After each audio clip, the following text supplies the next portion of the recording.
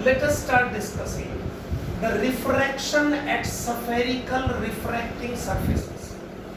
हमने last lecture में start ही किया था ये स्टडी करना रिफ्रैक्टिंग सरफेसेस, लेकिन स्फेरिकल जिनका कर्व्ड सरफेस स्फीयर का पार्ट हो, उसके लिए हमने अजम्पशन कुछ शुरू की थी। एक बार दोबारा बता रहा हूं, assumptions.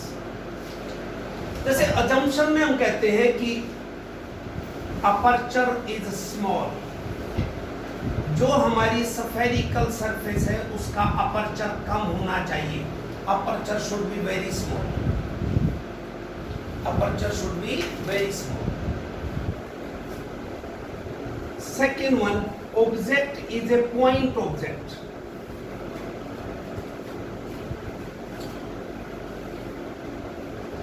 The rays, incident and emergent rays, incident refracted rays, emergent भी कह सकते हैं, make small angles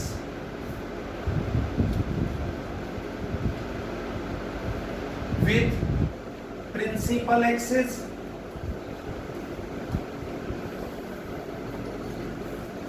and spherical surface। तो ये कुछ assumptions हैं जो हमें माननी पड़ेगी, और इसके डेरिवेशन में देखेंगे हमें कई बार sin alpha, nearly alpha, tan alpha, nearly tan alpha, ऐसे हमने assume कर लेंगे। इसी तरह से assumptions हैं तो साइन कन्वेंशंस भी हैं।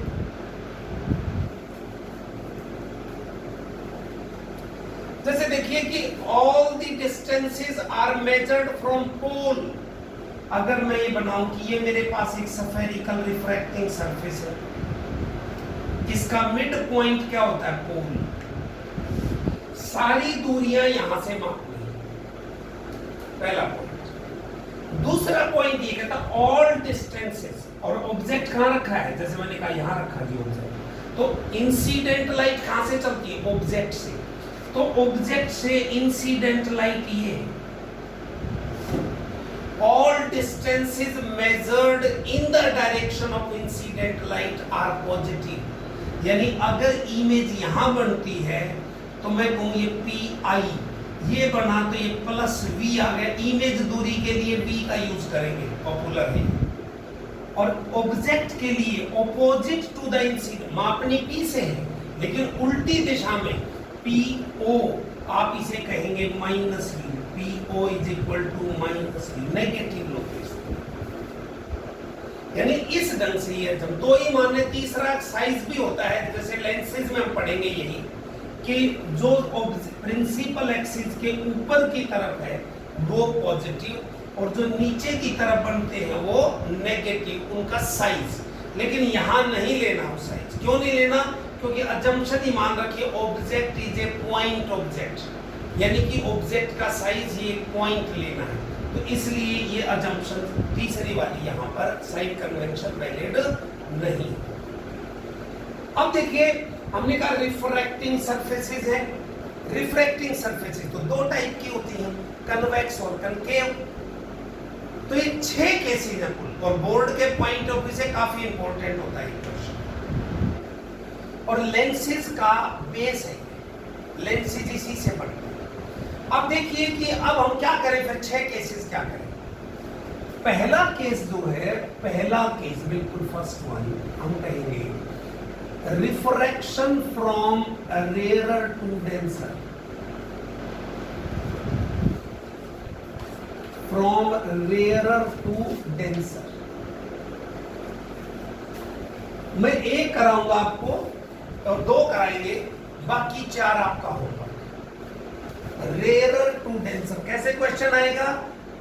Discuss the spherical refraction from rarer to denser medium on a convex spherical surface forming real image, virtual image वगैरह। जैसे जो काम कन्वेक्स लेंस में आप देखते हो वही काम ये करता है। मतलब कन्वेक्स लेंस क्या बनाता है? अपने लोअर क्लासेस के तजुर्बे से आप बता सकते हो, रियल इमेज भी बनाता है कन्वेक्स लेंस, और वर्चुअल भी बनाता है। कब बनाता है वर्चुअल? जब नजदीक हो, ऑब्जेक्ट लेंस के बिल्कुल पास रखा। और कनकेव लेंस हमेशा ही वर्चुअल बनाता है। तो इसलिए कन्वेक्स के दो केसेस होंगे, रियल इमेज बनाना या वर्चुअल इमेज बनाना। कनकेव का एक ही केस होगा। तो तीन हो गए, रेयर टू डेंसर के तीन केसेस, डेंसर टू रेयर के तीन केसेस। इस तरह से टोटल 6 केसेस आपके देखिए। पहला, इसका फर्स्ट पार्ट क्या कहा? On a convex spherical surface, spherical refracting surface।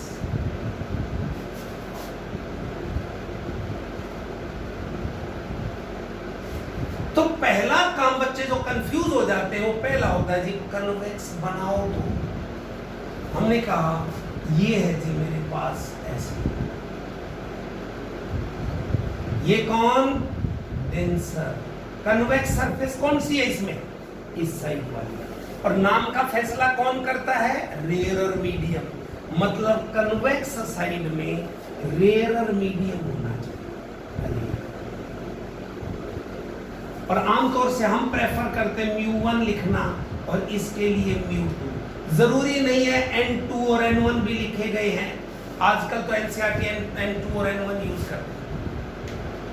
इसकी बाउंड्री बना दे तो भी कोई गलत नहीं है, ना बनाए तो भी कोई गलत नहीं। कई बार बोर्ड में ऐसे ही बना हुआ है, ये रेयर ये डेंसर ऑब्जेक्ट यहाँ रखा है। तो अब आप देखिए इसकी फिगर बनाने का भी तरीका आपको आना चाहिए। दिस इज पोल, और चूंकि देखिए इसका ऐसे ऐसे मुड़ी हुई है ना, तो सेंटर किधर होगा? भाई अगर मैं स्फीयर कंप्लीट करूं तो सेंटर ऑफ कर्वेचर कहाँ आएगा? ये रहा। तो रेडियस ऑफ कर्वेचर कौन हो गया? P से C की दूरी। ऑब्जेक्ट कहां रखा है? यहां पे, थोड़ा सा दूर, क्योंकि नजदीक रखेंगे तो वर्चुअल इमेज बन सकती है। हम क्या बात कर रहे हैं? पहला, इसका भी पहला केस फॉर्मिंग रियल इमेज, वो बात कर रहे हैं, फॉर्मिंग रियल इमेज। अब समझिए फिगर को। अगर ऑब्जेक्ट से इनफाइनाइट रे जानी है, यहां से रे चलेंगी सीधी, तो ये तो जी आई 0 है, नॉर्मल आई। क्योंकि जो सेंटर से मिल जाती है सीधी लाइन, वो क्या होती है? रेडियस होती है। रेडियस का मतलब आई 0, तो आर भी क्या होगा? 0। यानी ये रे कहां जाएगी? सीधी चली जाएगी। अनदर रे यहां से असली एंगल बनाने भी आने चाहिए। This is incident. हम नाम दे रहे ओ ए पॉइंट पे आके टकराए। कितने एंगल पे? हमने कहा जी नॉर्मल डालिए, और किसी भी स्फीयर पर नॉर्मल कहां से गुजरता है? सेंटर से। कहने का मतलब मैं इसको सी से मिला दूंगा। ये क्या हो गया? ये नॉर्मल हो गया इसके ऊपर। इंसिडेंट रे नॉर्मल के साथ जो एंगल बना रही है वो आई। अब क्या होगा? It will bend away from towards the north, rare to denser. अब देखिए कई बार ये नहीं बनाना आता कि किधर मोड़ूं। अब देखिए नॉर्मल ये है, अगर ये रे सीधी जाती, भाई मीडियम ना बदलता तो सीधी जानी थी। अब ये किस तरफ झुकेगी? सीधी नहीं जाएगी, इस नॉर्मल की तरफ झुके, मतलब थोड़ी सी इधर आ जाएगी। और ये रे यहाँ और कहाँ मिली? जैसे थोड़ा सा यहाँ मिल गई। अब इसको मिटा देना, या तो वैसे सोच लो कि अगर सीधी जाती तो ऐसे जानी थी, इसकी तरफ आ गई। ऐसे भी सोच, अगर दिक्कत आए तो पेंसिल से बना के देख सकते, बाद में मिटा देना। तो हमने कहा ये अब आर कौन बन गया? ये रहा R, angle of reference normal के साथ। ये दोनों रेज कहां से मिली हैं? यहां काट गई आई। किसी भी रे के लिए, किसी भी इमेज के लिए कम से कम कितनी रे चाहिए? 2, कि वो या तो काटे, जब वो एक्चुअली इंटरसेक्ट करती हैं तब इमेज बनती है रियल, और जब कहीं से निकलती हुई अपीयर होती हैं या मिलती हुई अपीयर होती हैं तो वो क्या होती है? Virtual image. ये तो ये आपकी ऑब्जेक्ट और ये रे डायग्राम हो गया। अब ऑब्जेक्ट की दूरी को पोल से u से रिप्रेजेंट करते हैं, इमेज की दूरी को किससे, v से, r हो ही गया सी। अब आप थोड़ा एक सिमेट्री सी बना ले कि आगे आपको दिक्कत ना है। मानने को तो कुछ भी मान सकते हैं, लेकिन आप ऐसा एज्यूम करेंगे ऑब्जेक्ट पे जो एंगल बना रहा है प्रिंसिपल एक्सिस अल्फा, इमेज पे जो बना रहा है उसे बीटा, और जो सी पे बना रहा है उसे गामा मान। कोई जरूरी नहीं है, सिमेट्री के लिए ऑब्जेक्ट, इमेज और सी। क्लियर? तो ऐसे आपने, ये है हमारी रे डायग्राम और डिस्क्रिप्शन। आपने बहुत कुछ नहीं लिखना होता बोर्ड में, यही लिखना होता है in the given question the ray diagram when convex spherical surface form a real image of the object O is as shown in figure. ऐसे क्लियर?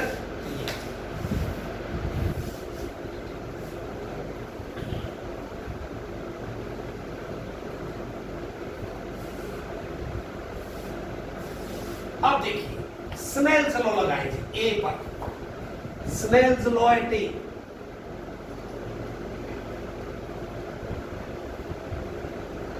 क्या आया? ये उस फॉर्म में लगाओगे ज्यादा आसान रहेगा। μ1 into sine I is equal to μ2 into sine R, और यहां से अप्रोक्सीमेशन शुरू होता है। अपर्चर ये है, दिखाने को बड़ा दिखा रखा है क्योंकि नहीं तो क्लैरिटी आपको नहीं होगी इमेज बनाने में, लेकिन वास्तव में प्रैक्टिकली जब यूज करते हैं तो छोटा होता है, तो ये एंगल छोटे बनते हैं। तो हम ये कह सकते हैं as I is small, so sin I nearly equal to I, sin R nearly equal to R। तो ये क्या बन गया बेटे, μ1 I μ2 R नंबर 1। अब अगला स्टेप है, सभी 6 के 6 केसेस में ऐसे ही प्रोसीड करना, बाकी की मैं डायग्राम बनाऊंगा आपके लिए और अगले क्लास में आपने बना के लाएंगे। μ1 I μ2 R। अब आप ध्यान से देखिए कि मुझे अब I और R को इन अल्फा बीटा गामा की टर्म्स में लिखना है, ठीक है? अब आप क्या करेंगे बेटे कि ध्यान से देखिए कि मैं ये कहूं in triangle internal external angle के लिए लिखना है AOC। देखिए ए और सी तो दोनों ट्रायंगल में आएंगे, लेकिन एक में ऑब्जेक्ट को ले लेना है, एक में इमेज को ले लेना है, AIC और एक में AOC। तो आप देखिए AOC ये दोनों इंटरनल एंगल है और ये क्या है, एक्सटर्नल। तो क्या लिख सकता हूं, I is equal to alpha plus gamma, ठीक है? फिर अप्रोक्सीमेशन लगाई, I is equal to 10 alpha plus 10 gamma,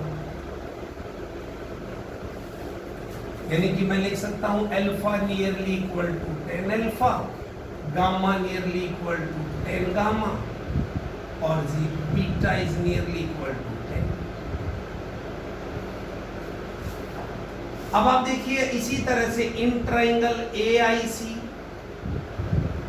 बताओ A और C तो दोनों में आना, एक बार आई लिया, AIC ये दोनों इंटरनल है, गामा एक्सटर्नल है। डायग्राम का बड़ा इंपॉर्टेंट रोल है इसमें। क्या लिखेंगे, gamma is equal to R plus beta, मुझे चाहिए R, तो R क्या हो गया, गामा माइनस बीटा, फिर R हो गया जी 10 गामा माइनस 10 बीटा। ये दोनों इसके अंदर नोट कर दीजिए। μ1 I मतलब 10 alpha plus 10 gamma, μ2 R 10 gamma minus 10 beta.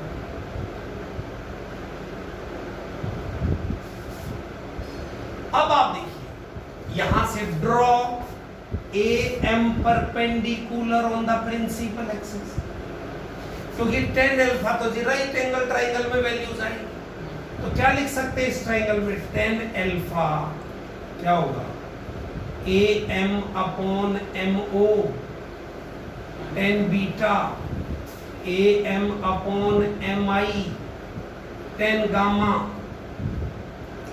A M upon M C. देखिए ten gamma A M upon M C, ten beta A M upon M I, ten alpha A M upon M O.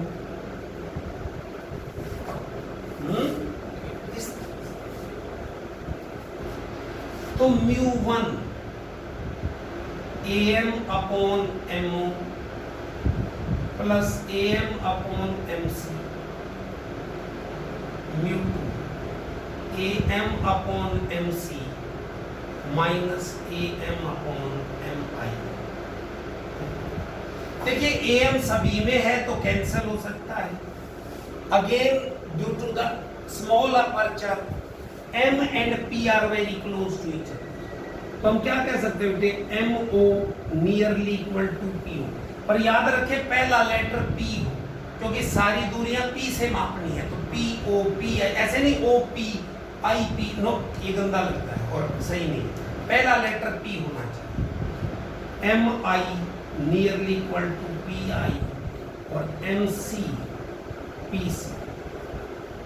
Put these values, तो साथ साथ ये bracket भी खोल रहा हूं, mu one upon P O plus mu one upon P C, mu two upon P C minus mu two upon P.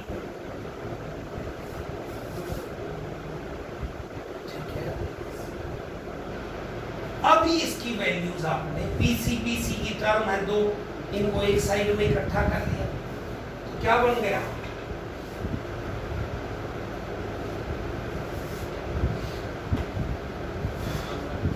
Mu one upon P O plus mu two upon P I, mu two minus mu one upon P C, mu two upon P C minus mu one upon P C. अब put the values with proper sign. P O क्या है minus U, P I क्या है plus U. देखो P I incident light किधर है left to right, और P I किधर है लेफ्ट टू राइट, तो उसी डायरेक्शन में है तो पॉजिटिव। लेकिन पी ओ क्या है लेफ्ट साइड में, इधर जा रहे हो तो माइनस, तो P C plus R, P C plus R क्या हो गया, वैल्यू पुट करिए इसके अंदर, क्या बन गया भाई mu one upon minus U, तो minus U plus mu two upon U बराबर है mu two minus mu one upon R. इसको थोड़ा सा मैं याद रखने के पॉइंट ऑफ व्यू से कर दूं, mu two upon B minus mu one upon U, mu two minus mu one. ठीक है, mu two minus mu one, this is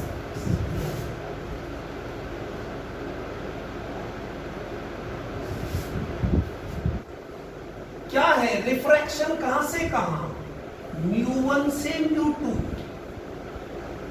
तो इसमें ऑब्जेक्ट है ना, तो क्या लिखोगे याद रखने के लिए, अरे final medium mu two upon image distance, final तो इमेज ही, नीचे दूरियां आनी, minus initial medium mu one upon object distance बराबर है final minus initial upon.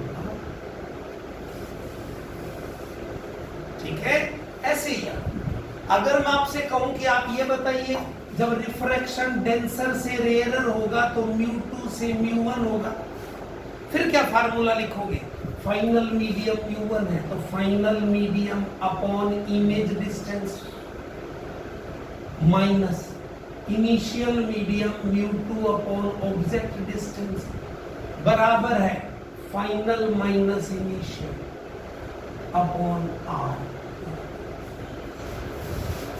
Upon R. तो ये हमारा फार्मूला, ठीक है, ये दोनों रिजल्ट आपको, इज इट क्लियर? तो ये हमारा डेफिनेशंस और ये डेरिवेशन है कि ऑब्जेक्ट और इमेज डिस्टेंस को आप डिराइव करिए किस पे, जैसे ये है convex spherical surface forming real image, और कब, रेयर टू डेंसर। अब मैं इमेज रे डायग्राम आपकी बनाऊंगा सभी, 5 और हैं, देखिए कैसे बननी है, रूनी का था, रिजल्ट कोई फर्क नहीं पड़ेगा, रिजल्ट वही आना है सभी में, रेयर टू डेंसर का एक रिजल्ट और डेंसर टू रेयर का दूसरा रिजल्ट।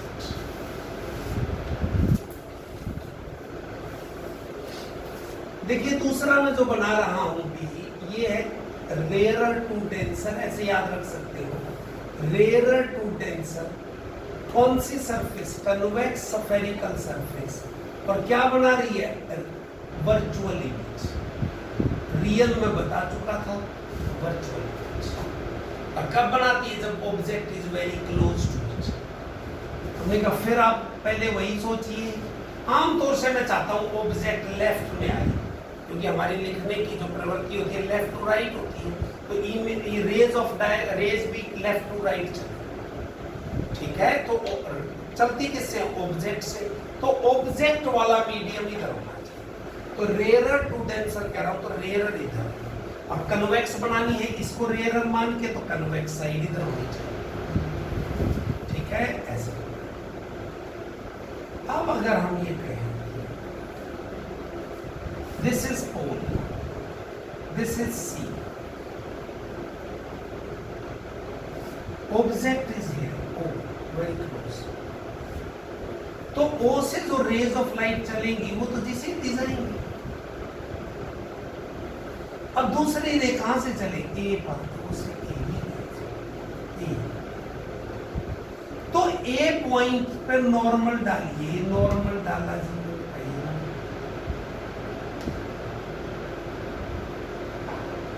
दिस इज I, ये झुके तो की नॉर्मल की तरफ, लेकिन इतनी नहीं झुकेगी कि आगे मिल जाए। देखिए जैसे अगर ये रे सीधी जाती तो कहां जाने की, और वही ऐसे, इसकी बजाय झुक गई यहां पर ऐसे, ऐसे देखो झुकी तो है नॉर्मल की तरफ, जानी यहां थी, नॉर्मल ये रहा, इधर झुकी है, लेकिन आगे तो नहीं मिल रही, ये रे और ये रे तो नहीं मिल सकती, ठीक है, इस तरह से।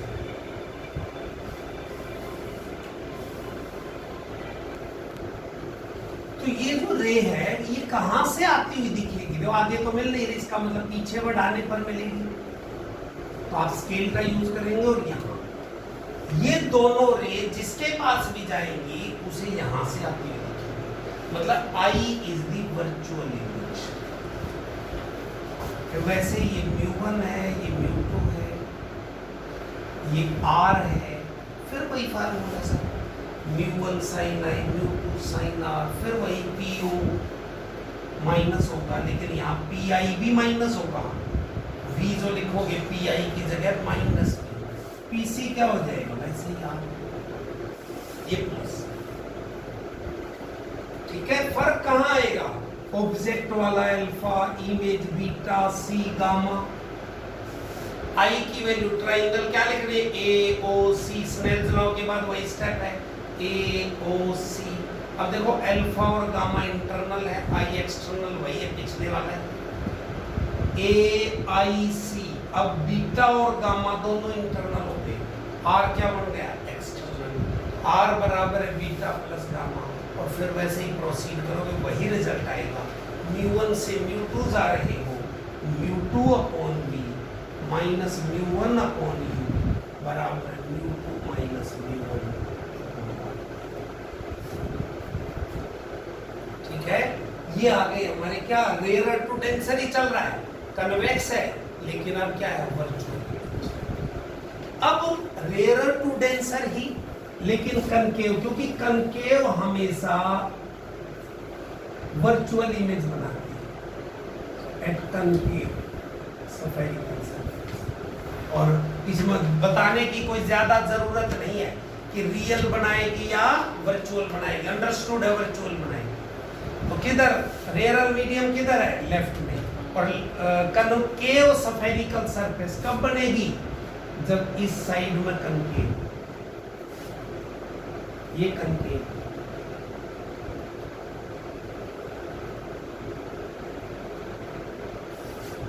ये μ1 है, ये μ2। पहली बार आप कंफर्म करके देखेंगे कि मैंने ठीक बनाया कि नहीं, तो देखेंगे अरे रेयर कौन सा है, ये इस साइड में कौन सी सरफेस है, कनकेव साइड, तो ये कनकेव स्फेरिकल सरफेस। ऑब्जेक्ट इसमें थोड़ा सा रे डायग्राम बनाने के लिए, क्योंकि तीनों एक ही साइड में, सी किधर है देखो यार, पी और सी कहाँ है, ये रहा इसी साइड में। इसे ऑब्जेक्ट थोड़ा दूर बनाए, थोड़ा बढ़िया इमेज बनाएंगे। ओ सीधी वाली तो कोई दिक्कत नहीं है, ओ पी के लोग जाएगी, that will O A capital,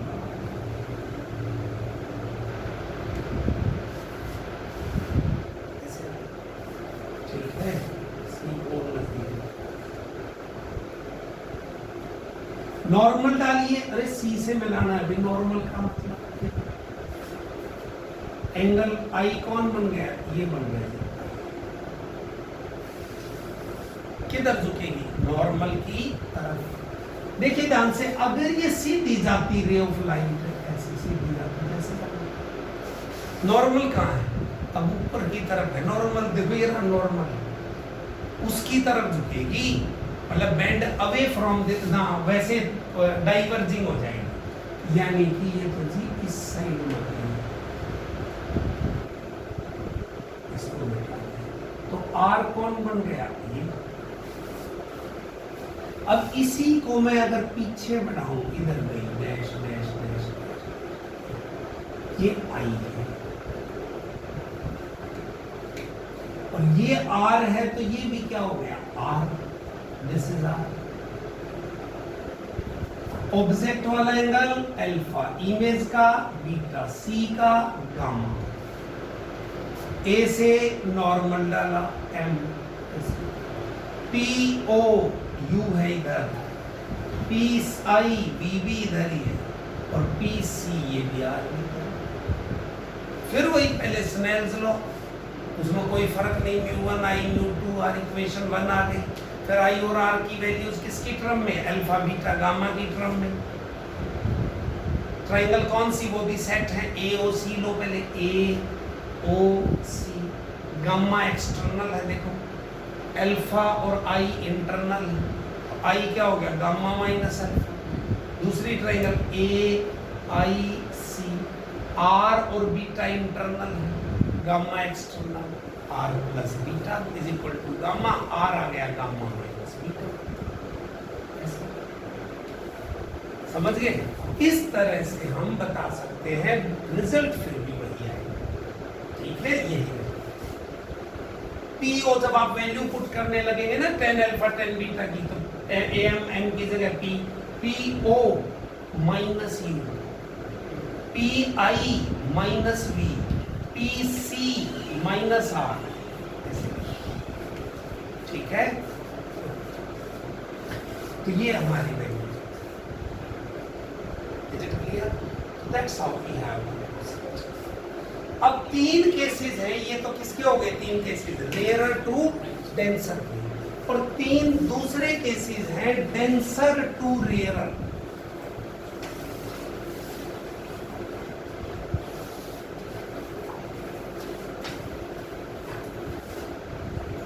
अब देखिए सेकंड केस कि रिफ्रैक्शन फ्रॉम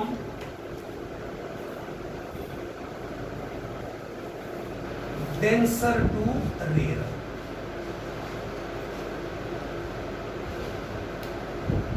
मतलब μ2 से μ1 रिजल्ट तो समर्थ बता सकता है रिजल्ट, μ2 से μ1 तो final medium μ1 upon v minus μ2 upon u is equal to μ1 final minus initial medium divided by r।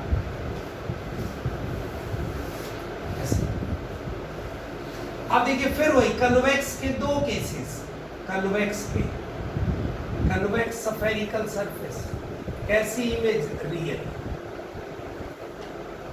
अब आप देखिए कि मुझे डेंसर टू रेयर चाहिए, ऑब्जेक्ट डेंसर में है, तो मैं क्या चाहूंगा जी? इधर डेंसर और इधर क्या बनाऊं? रेयर। और फैसला किसने करना है? रेयर ने मीडियम के नाम का। तो कन्वेक्स साइड किधर होनी चाहिए? इस साइड। कहने का मतलब आप इसको ऐसे, तभी तो इसका नाम कन्वेक्स हुआ।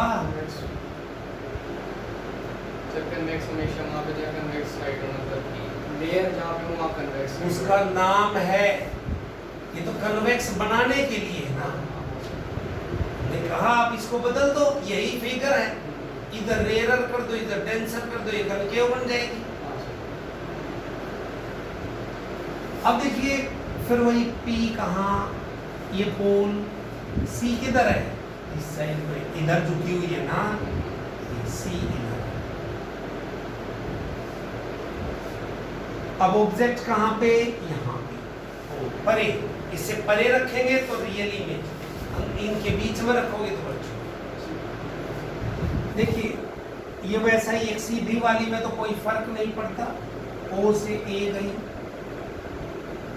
नॉर्मल डाला जी, ये क्या है? I अंदर का है। अगर ये सीधी जाती रे तो कहाँ जानी? कैसे? अब कहाँ जाना? नॉर्मल से परे, डेंसर टू रेयर, नॉर्मल तो ऊपर रह गया, इससे परे मतलब इधर मिटा देना है बाद में, R फिर वही AM पर। अब स्नेल्स लॉ ऐसे लगेगा, mu two I, mu two into sine I, mu one into sine I, ये परिवर्तन। बाकी सब कुछ वैसे। ऑब्जेक्ट वाला क्या होता है? अल्फा, इमेज वाला बीटा, C पे गामा, बस वही PO माइनस U हो जाएगा, PC minus R, PI plus. अब अगर हम ये कहें कि वर्चुअल इमेज, कन्वेक्स लेकिन वर्चुअल, रियल की बजाय वर्चुअल,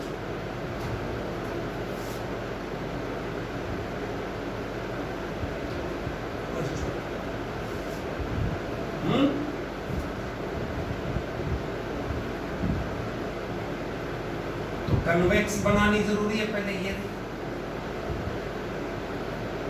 पोल, ये म्यू1, ये म्यू2, C है, थोड़ा और दूर भी दिखा सकते हैं, ठीक है। ऑब्जेक्ट से ये जो ऑब्जेक्ट कहाँ है? ये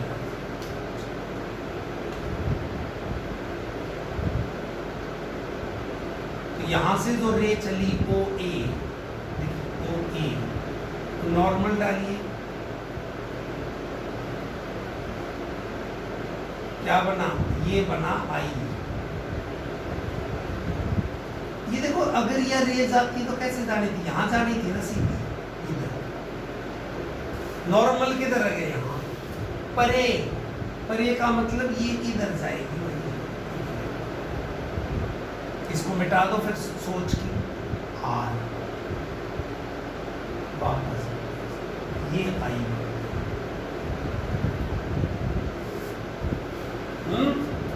ऑब्जेक्ट पे अल्फा, इमेज पे बीटा, C पे गामा, I ये रहा, R ये R, इसका मतलब आप ये भी कह सकते हैं टोटल भी R, वर्टिकली अपोजिट। फिर वही साइन I साइन AOC में क्या करोगे? AOC, I और gamma internal, alpha external, alpha बराबर I प्लस गामा, I क्या हो जाएगा? Alpha minus gamma. इसी तरह AIC, गामा और R भी इंटरनल, बीटा एक्सटर्नल, तो R क्या हो जाएगा? Beta minus gamma. तो ऐसे ही AM upon PO, PI, PC आएंगी साइन कन्वेंशन, ठीक है। रिजल्ट वही। अब क्या है? कनकेव। अगर कनकेव स्फेरिकल सरफेस हो, डेंसर टू रेयर, तो वो भी तो वैसे ही। अब डेंसर इधर, रेयरर इधर, बनानी कौन है? टंकी। रेयरर की साइड में टंकी।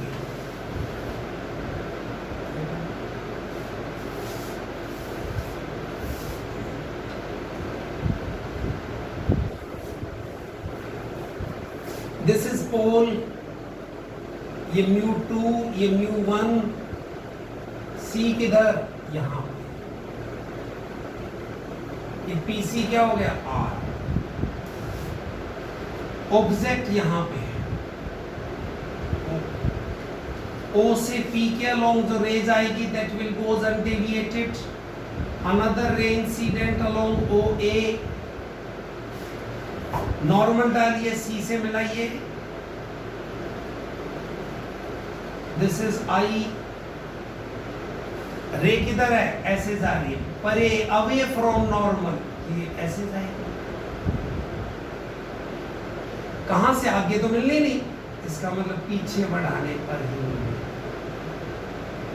आई। ये R बन गया। ऑब्जेक्ट अल्फा, इमेज बीटा, सी गामा, फिर वही AM परपेंडिकुलर, ये PO PI V बन गया, PO क्या बन गया? अगर मैं इस लास्ट केस को जल्दी से आपके लिए सॉल्व कर दूं तो स्नेल्स लॉ लगाइए। क्या है? थोड़ा शॉर्ट करा, μ2 sin I बराबर है μ1 sin R, μ2 I बराबर है μ1 R। अप्रोक्सीमेशन में sin R nearly equal to R। फिर क्या देखना है? ट्रायंगल AOC,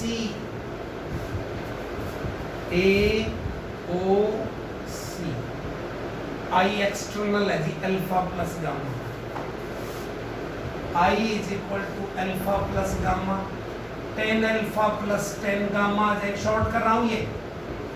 फिर ये क्या हो जाएगा? AM upon MO plus AM upon MC, और फिर क्या हो जाएगा? AM तो कॉमन ले लिया, 1 upon PO plus 1 by PC। ठीक है, अप्रोक्सीमेशन मैंने एक्सप्लेन करने में अप्लाई कर। इसी तरह ट्रायंगल AIC में क्या है? समर्थ बोलो। AIC R is equal to beta plus gamma, फिर वही R आ जाएगा। इसी तरह से AM common 1 upon PI plus 1 upon PC। मैंने ये बीच के स्टेप किया था, ठीक है। वैसे ही प्रोसीड पुट कर दीजिए, μ2 I, AM तो है ही बाहर, ये क्या हो गया? 1 upon PO plus 1 upon PC, μ1 AM तो है ही 1 upon PI plus 1 upon PC, AM cancel हो गया। अगली लाइन में इसको यहाँ पर ले आता हूँ, μ2, ये भी μ2, ये μ1 भी यहाँ, μ1 μ2। अब इसको इधर ले आइए और इसको इधर, क्या बन गया? μ2 upon PO minus μ1 upon PI बराबर है μ1 माइनस μ2 अपॉन PC। PO को क्या लिखोगे? माइनस U, और PC भी, PI भी माइनस V। और अगली लाइन में क्या लिखो? μ2 अपॉन माइनस U, माइनस, ये माइनस रखा तो प्लस हो गया, μ1 अपॉन V बराबर है μ1 माइनस μ2। वही तो है रिजल्ट है। मैनिपुलेट, इसको आगे पीछे लिख लीजिए, final medium upon V minus initial medium upon U, final minus initial medium upon R। इसे PC का मतलब R प्लस R है, ठीक है। तो इस ढंग से आपने प्रोसीड करना है इन 6 केसेस, और ये 6 केस या रटने नहीं है, समझने कि कहां से पूछा, कौन सा गया है, रेयर टू डेंसर है, कौन सी सरफेस पर है वगैरह, ठीक है। तो कल का टाइम क्या है? 4 से 5 ही कर लेते हैं, 3 से 4, ठीक है। 12th का टाइम 4 से 5, और